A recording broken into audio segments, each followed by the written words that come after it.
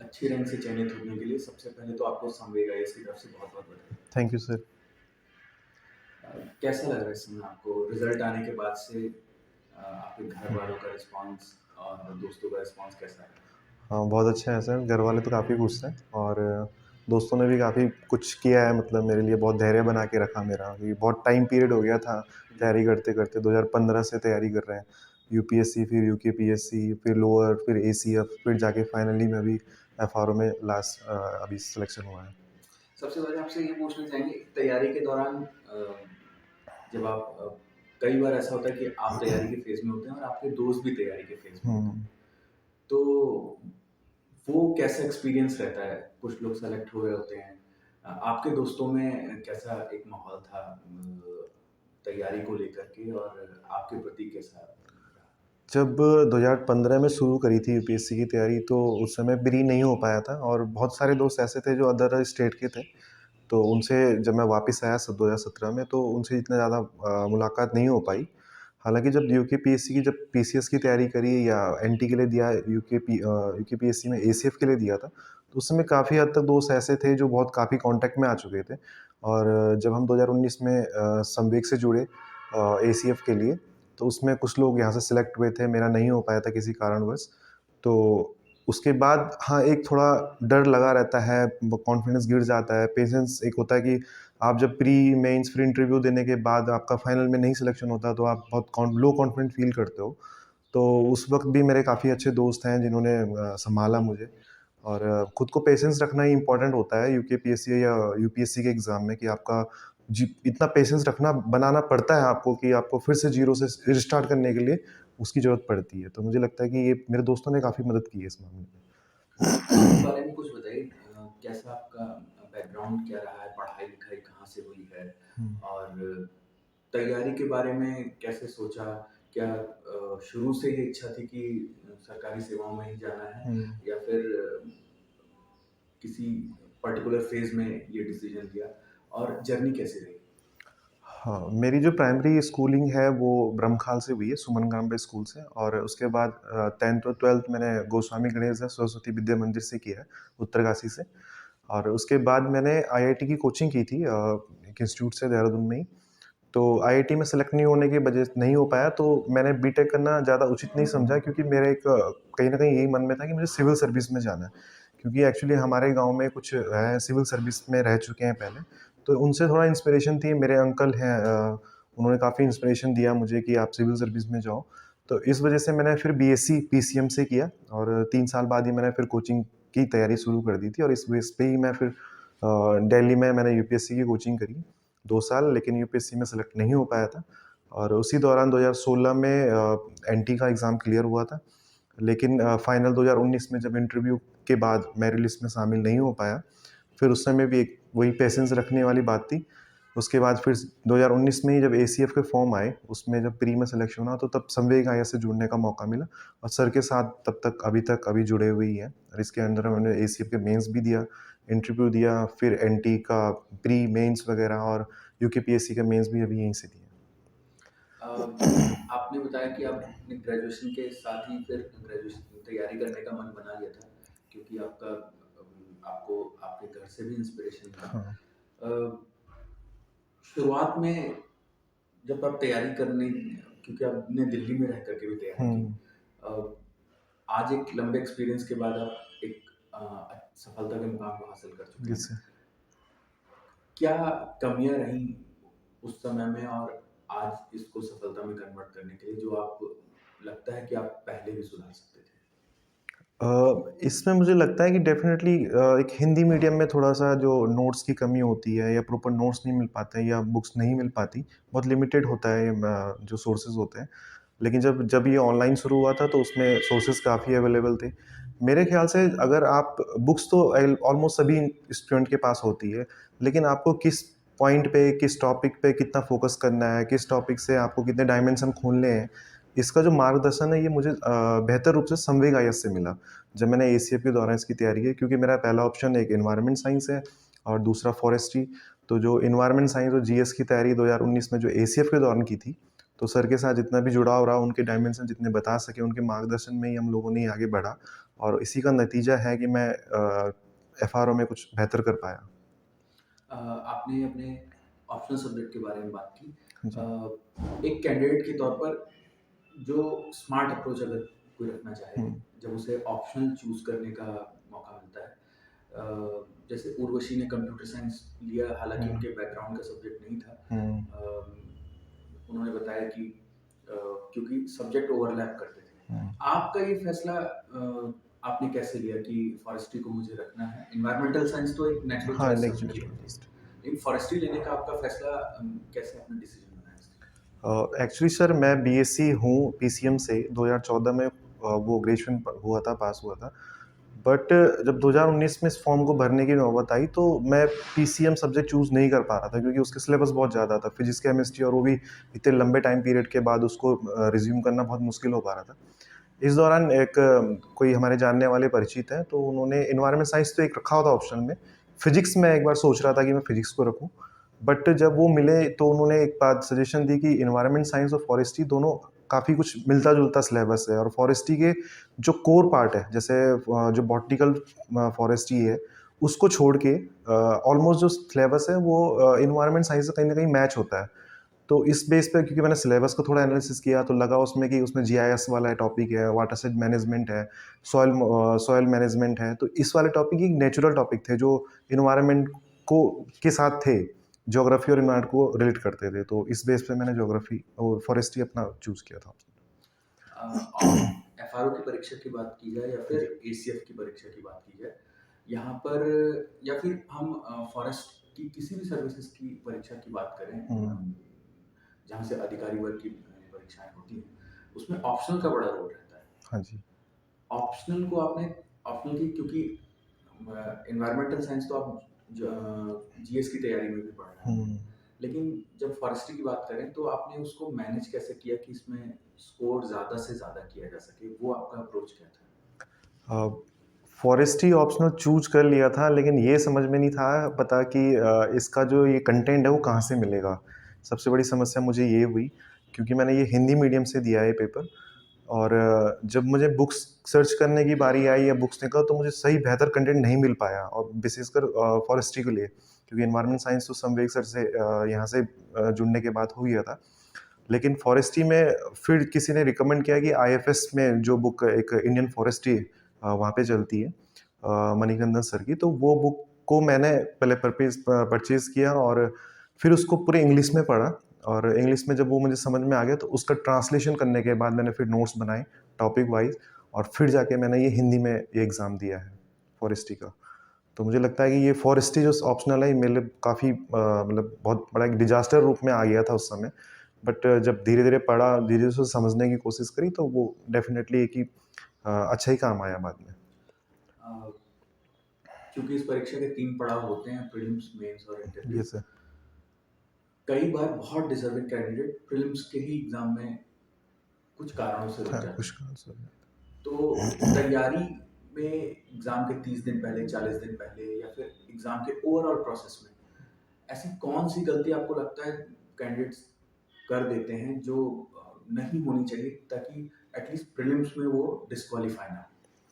Prelims के लिए मेरा मानना है कि जितना हो सके आप लास्ट मोमेंट पे रिवीजन करें, नए टॉपिक को पढ़ने की कोशिश ना करें और पर्याप्त नींद लें, जो मेरी खुद की स्ट्रैटेजी रही है और जितना हो सके उसका रिवीजन करें क्योंकि आप रिवीजन नहीं करोगे तो आप पहले पुराना वाला भी भूल जाओगे और नया पढ़ने के बाद भी आपका टाइम वेस्ट हो जाएगा और आप एक अननेसेसरी जो पेशेंस होता है वो नहीं बना पाते आप उस समय।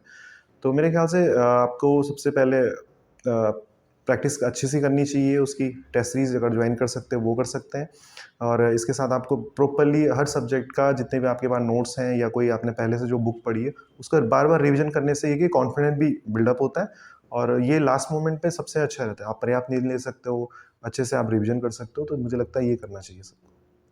अ, कई बार मैथ्स का पोर्शन कई स्टूडेंट्स के लिए टफ रहता है। हालाँकि एफआरओ के ओवरऑल प्रीलिम्स की बात की जाए तो वो हुँ, साइंस के क्वेश्चन काफ़ी आते हैं और सेंस मैथ्स के क्वेश्चन का अपना फिक्स पोर्शन है। हुँ। उसको मैनेज करने के लिए आप जो स्टूडेंट नॉन साइंस या नॉन मैथ बैकग्राउंड से हैं, उनको क्या सलाह देंगे? देखिए, इसमें जो प्री है वो 100 नंबर का जीएस है और प्री में 50 मार्क्स का मैथ्स और रीज़निंग का पोर्शन है। ऑब्वियस सी बात है कि आप 100 नंबर में जीएस जितना भी अटेम्प्ट कर पाएँ और उसमें मैथ्स छोड़ दिया जाए तो तब भी सिलेक्शन नहीं हो पाएगा, और आप मैथ्स का अगर 50 में से 50 भी करके आएँ तब भी सिलेक्शन होने के चांसेस नहीं है। तो इसमें ये हो सकता है कि आप उन टॉपिक को, जैसे मैथ्स को, पर्टिकुलरली मैथ्स और रीज़निंग में उन टॉपिक को ज़्यादा पढ़ सकते हो जो आपके लिए ज़्यादा आसान लगे। जैसे अगर आपको परसेंटेज नहीं आता है तो आप और ज़्यादा क्वेश्चन नहीं कर पाएँगे किसी भी और चीज़ का, क्योंकि परसेंटेज एक basic profit and loss percentage, ये कि बेसिक चैप्टर्स होते हैं जिनको पढ़ना ज़रूरी होता है। हालाँकि आप इन चीज़ों से कुछ-कुछ टॉपिक को आप छोड़ सकते हैं। जैसे 50 क्वेश्चन है, मेबी अगर वो 20-25 टॉपिक से रिलेट करते हैं, तो आप ज़्यादा से ज़्यादा 15-20 टॉपिक तैयार कर सकते हैं अपना, और उनको अच्छे से तैयार कर सकते हैं, ताकि अगर आप 50 में से 35 भी अटेम्प्ट कर पाते हो, तो एक अच्छा स्कोर देगा, क्योंकि आप जीएस को भी आपको वेटेज मिलेगा। तो मुझे लगता है कि अगर कंबाइंड स्टडी और स्मार्टली अगर इसकी तैयारी की जाए, तो प्रीलिम्स निकालना बहुत आसान हो जाता है।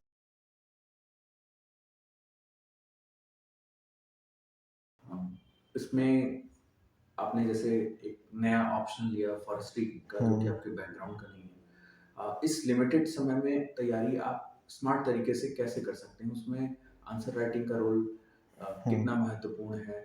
क्या गाइडेंस किसी से लेनी चाहिए? आपके अपने अनुभव क्या हैं इसमें?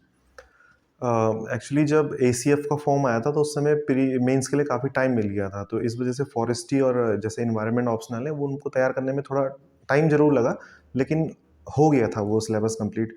इस वक़्त एफआरओ में समस्या ये है कि इस समय इसका मेंस भी था लोअर का, पीसीएस का भी मेंस था और एफआरओ का भी मेंस था। तो ये जो टाइम था वो बहुत ज़्यादा क्रूशियल हो जाता था कि आपको एक टाइम पे आपको फॉरेस्ट्री पढ़नी है, एक टाइम पे आपको एनवायरनमेंट पढ़ना है, उसके साथ और सब्जेक्ट भी पढ़ने हैं।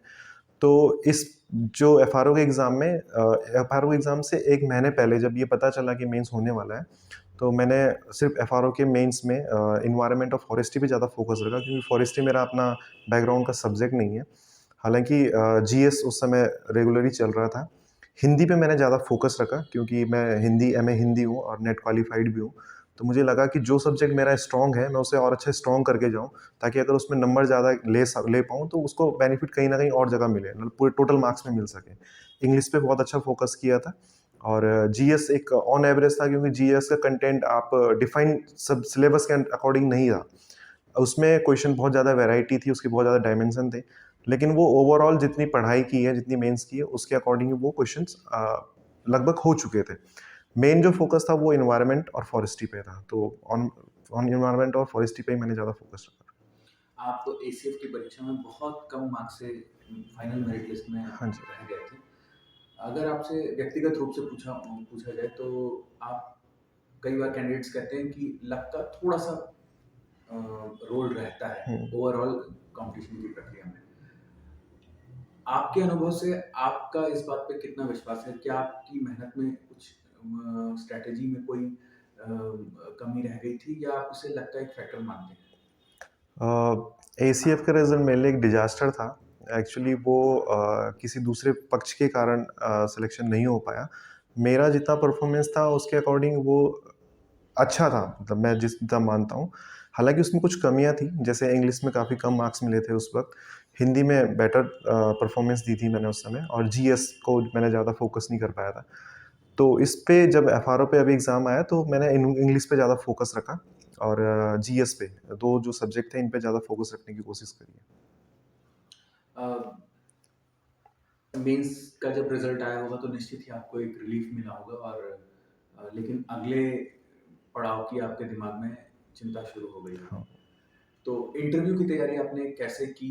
हालाँकि आपका पहले भी अनुभव रहा है, हुँ, आपने लोअर में भी इंटरव्यू दिया है और एसीएफ के लिए भी आपने इंटरव्यू दिया है। हुँ। तो एक एक्सपीरियंस जो कैंडिडेट है, क्या आपका अप्रोच वैसा रहा, या फिर आपको चिंता वैसी ही थी जैसे जो एक नए कैंडिडेट को होती है? मेरा मानना है कि जो व्यक्ति भी इंटरव्यू दे रहा है, चाहे वो 1 बार दे, 2 बार दे, वो डर कहीं न कहीं रहता है, क्योंकि आप एक्सपेक्ट नहीं करते कि आपको कौन-से क्वेश्चन पूछे जा सकते हैं, या किस डायमेंशन पे वो क्वेश्चन पूछेंगे। तो ऑब्वियस सी बात है कि मेरे में भी थोड़ा-सा एक घबराहट थी कि कितना क्वेश्चन आएगा, किस लेवल के आएँगे।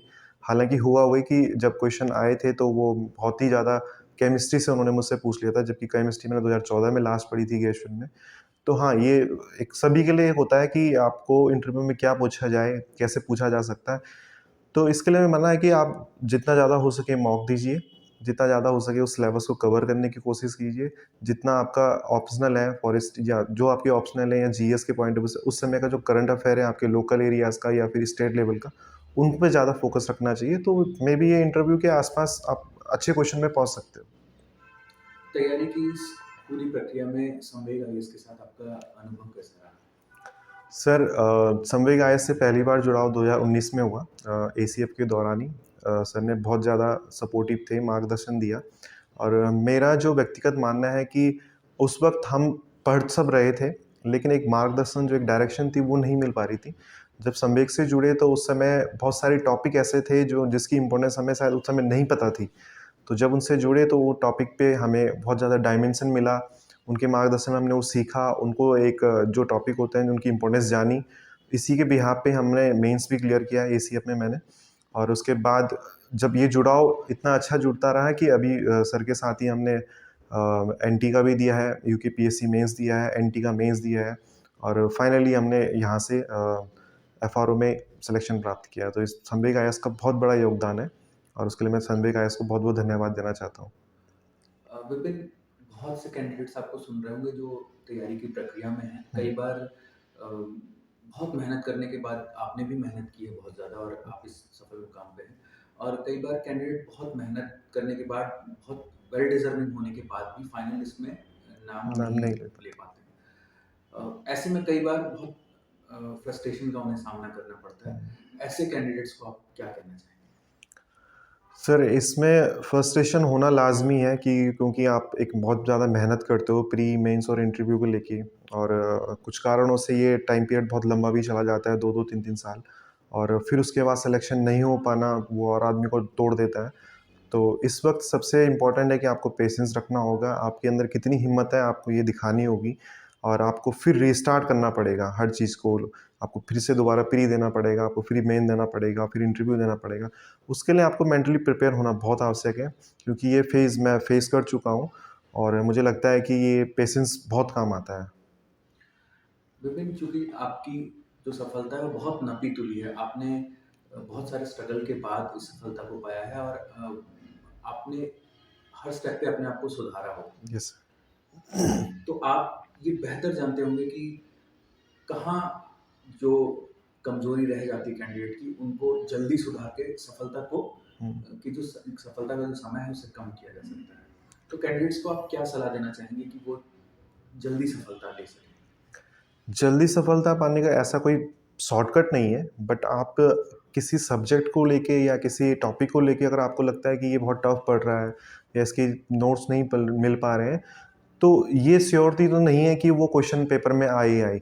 अगर जैसे मैं हिस्ट्री या ज्योग्राफी या पॉलिटी किसी सब्जेक्ट की बात करूँ या फिर ऑप्शनल की बात करूँ, अगर कोई टॉपिक बहुत ज़्यादा टफ लगता है या उसका सिलेबस नहीं मिल पा रहा है या उसका कोई टॉपिक्स नहीं मिल पा रहे हैं, तो उसके लिए परेशान होने की ज़रूरत नहीं है। आपको जो टॉपिक अच्छा लगता है, जिस टॉपिक में आपकी कमांड अच्छी हो सकती है, उस टॉपिक को आपको ज़्यादा से ज़्यादा पढ़ सकते हो। तो उसके लिए आपको उसके कंटेंट को तैयार करो, उसके अच्छे से नोट्स बनाओ, ताकि कम से कम वो क्वेश्चन आपसे छूटे ना। अगर वो 5 मार्क्स या 10 मार्क्स या 20 मार्क्स में आता है, अगर वो 10 मार्क्स में भी आएगा तब भी आपके पास कंटेंट होना चाहिए, 20 मार्क्स में भी आए तब भी कंटेंट होना चाहिए, क्योंकि वो टॉपिक आपके पास लेवल के हैं। अगर वो क्वेश्चन क्योंकि ऑप्शनल में ये होता है कि आप 8 क्वेश्चन आते हैं, आपको उसमें से 5 करने होते हैं, तो उन क्वेश्चन के अकॉर्डिंग ही आप टॉपिक को चूज़ कर सकते हो कि आपको कौन-सा टॉपिक बहुत आसान लग रहा है, बहुत या सरल लग रहा है। तो उस बेस पे ही आपको तैयारी कर देनी चाहिए कि आपको किस टॉपिक पे ही ज़्यादा फ़ोकस कर सकते हैं। कॉम्पिटिटिव एग्ज़ाम्स की इस जर्नी में आप इंटरनेट का रोल आज के समय में कितना महत्वपूर्ण पाते हैं? क्या वो एक डिस्ट्रैक्शन की तरह काम करता है या फिर आपकी तैयारी को सप्लीमेंट करता है? इसमें मेरा मानना है कि वो किसी एस्पिरेंट पे डिपेंड करता है कि वो उसका इस्तेमाल कैसे कर सकता है। जैसे कि अगर आपको करंट अफ़ेयर ज़्यादा अपडेट बहुत जल्दी अपडेट आपको सोशल मीडिया से मिल सकता है। बहुत सारी न्यूज़ें हैं जो आपको उससे मिल सकती हैं और मेरे जो तैयारी के दौरान मुझे फ़ॉरेस्ट्री में इसका बहुत ज़्यादा लाभ मिला, फ़ॉरेस्ट्री और एनवायरनमेंट में। क्योंकि बहुत टॉपिक ऐसे थे क्योंकि एनवायरनमेंट में बहुत सारे समय जो कन्वेंशन होते थे, कुछ सम्मेलन थे, कुछ इंडेक्सेस थे, ये ऑनलाइन ही ज़्यादा जल्दी से जल्दी प्रोवाइड किए जा स मिल सकते